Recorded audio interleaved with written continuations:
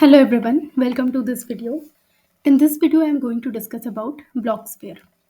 So till the previous lecture I have discussed about qubits and quantum states, right? And we understood the mathematical representation of that. So like a quantum state can be represented in this manner. Alpha into state 0 plus beta into state 1, right? Also we have seen that we can represent it in form of vectors as well, right?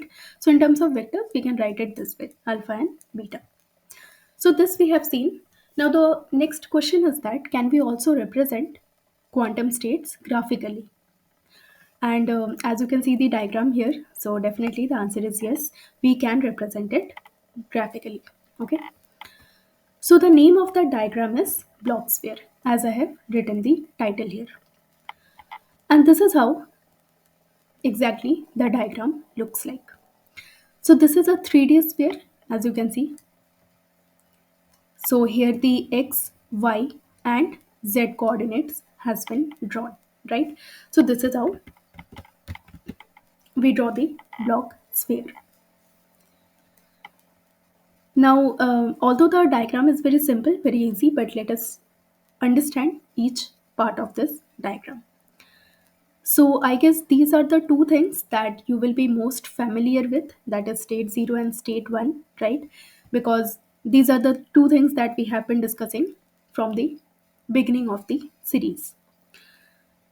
So as you can see here, state 0 is represented at the topmost part. So in terms of our earth or globe, if we talk about, then this point is known as North Pole, right? So like this you can just remember that state 0 is represented in the North Pole and state 1 is present in the South Pole. So this is the convention that has been followed. Okay. And any other random state other than 0 and 1, they are present on the surface of the sphere. As you can see, this hash has been written here. So on the surface of the sphere, any point you take, that is some random quantum state. For example, here the random state xi has been written here, right? So that means this point, this one, okay, this point is representing a quantum state, and this is a superposition of both 0 and 1. Right now I guess you can see it graphically also, that this particular point is present in 0 also, 1 also, so it is in the superposition. So this is how it is represented. Now, there are two things here that you might be little unaware of, because till now in this series I have not discussed about them. That is this theta and phi, right? So, for understanding these two, we have to understand a different concept actually, the concept of phases and all, which I will be uh, discussing in the upcoming lectures. Okay. So just remember in short, if I explain you, so this is one way of representing xi that we have already seen. Okay. But there are other ways also. There are other representations also. Like for example, one representation is polar form. Okay. So polar form is there, other representations are there. So in those representations, we represent the quantum state in terms of theta or in terms of phi, like that. Okay, so that is why in those representations, if you're representing, then in that case you will be having theta or phi in the diagram as well. Okay, so that is why they have been written here. As of now, just understand that these are like some angles, as you can see. So here xi is there, so it is making some angle with the z axis. So here theta is there. Now exactly what it is representing, that we are going to understand in the upcoming lecture. Okay, so overall, this is how we represent a quantum state. Now the next, here I am having one more diagram. So in this diagram, actually 4 standard states has been represented, has been shown. So just I'm showing you that how other states also we can represent.